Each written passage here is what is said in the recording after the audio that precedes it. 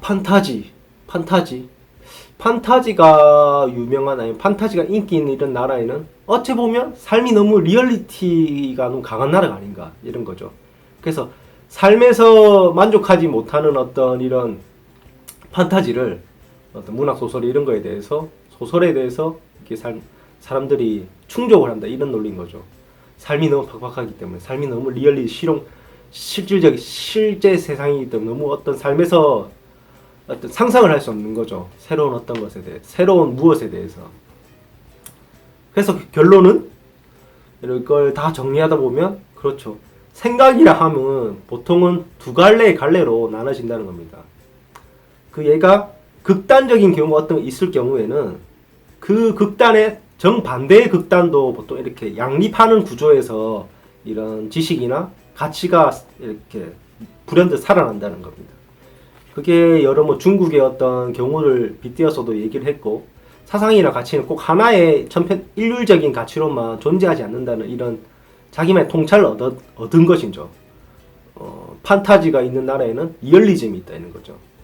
그러니까 그 두 가지가 어찌 보면 이 극단의 어떤 가치인데, 그것을 이 저자는 그 런던 올림픽을 보면서 느꼈다는 거죠. 그러니까 그런 질문을 스스로 하고 또 스스로 답변을 해볼 수 있는 그런, 그 정도의 어떤 성찰이 있으면, 통찰이 있으면 좋은 거겠죠. 어쨌든 질문이 없으면 질문이 없는 곳엔 배움이 없다. 이런 거에서 이해를 했고요. 그리고 또 하나 더 소개시켜드리자면, 변화가 빠른 시대를 살아가는 데는 언런이 필요하다. 런, 배우다 런에 앞에 언을 붙인 겁니다. 접두어 언런.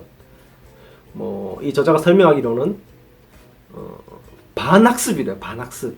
일본어적인 거겠죠. 이 한문적인 표현인데, 반학습. 학습을 반한다. 이런 거. 학습을 이제 학습의 반대말이다. 이런 거죠.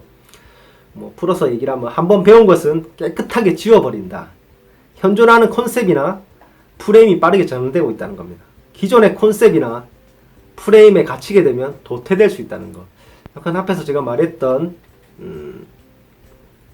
이유, 노동시간, 독학을 하는 이유, 이런 어떤 의미랑 공통이 된다는 의미입니다. 빨리 변하는 세상에서 빨리 습득하려면 기존에 있던 틀을 깨야 된다는 겁니다. 틀을 깨기 위해서는 자신이 배웠던 어떤 학습, 자신이 배웠던 규정, 이런 것을 버릴 줄 알아야 된다는 거죠. 버림으로써 새로운 걸 습득한다. 이런 뜻입니다. 쉽지 않아요. 제가 나이가 얼마 안 들었다면 안 들었지만, 들었다면 들었어요.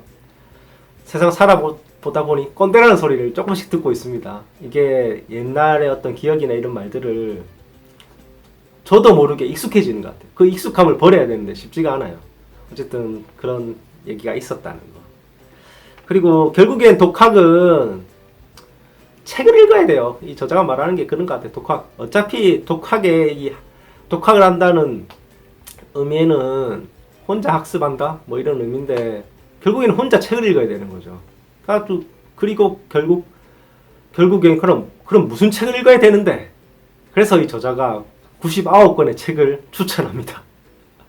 분야를 총 11가지 카테고리, 그리고 분야로 정리를 해서 소개를 해주는데, 역사, 경제학, 철학, 경영학, 심리학, 음악, 뇌과학, 문학, 시, 종교, 자연과학, 이렇게 총 11가지입니다. 11가지 분야에 각각 정확하지 않지만 10권씩 정도, 8, 9권씩 정도 해서 자신이 읽었던 책에 대해서 추천을 해줍니다. 추천 도서 목록이라고.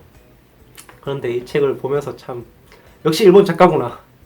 대부분 일본 책입니다. 아닌 책도 몇 권 있긴 한데. 그래서 이 일본 책을 딱 보고, 그리고 또 이 제가 또 별로 안 좋아하는 것 중에 한국인 읽어야 될 추천 100선? 이런 거 별로 안 좋아해요. 왜냐? 별로 안 읽고 싶어. 그런 책은 읽기 별로 딱 제목을 들은 순간, 그냥 가슴이 깝깝해져요.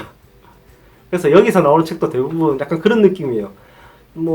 좋은 건 알겠어. 양설하는 건 알겠어. 어떤 좋은 통찰이 있고, 나름의 깊이 있는 어떤 내용이 있을 것 같아. 근데 별로 읽고 싶지 않아. 왠지 재미있을 것 같지가 않아. 딱딱할 것 같고. 물론 이 중에서 한 몇 권을 제가 읽어보겠지만, 그렇게 땡기진 않네요. 제 느낌에. 그렇습니다. 어쨌든 이 책 독학은 어떻게 삶의 무기가 되는가, 이 책을 한번 읽어본 소감을 제가 어줍잖게나마 설명을 해봤고요. 오늘은 여기까지 하겠습니다. 감사합니다.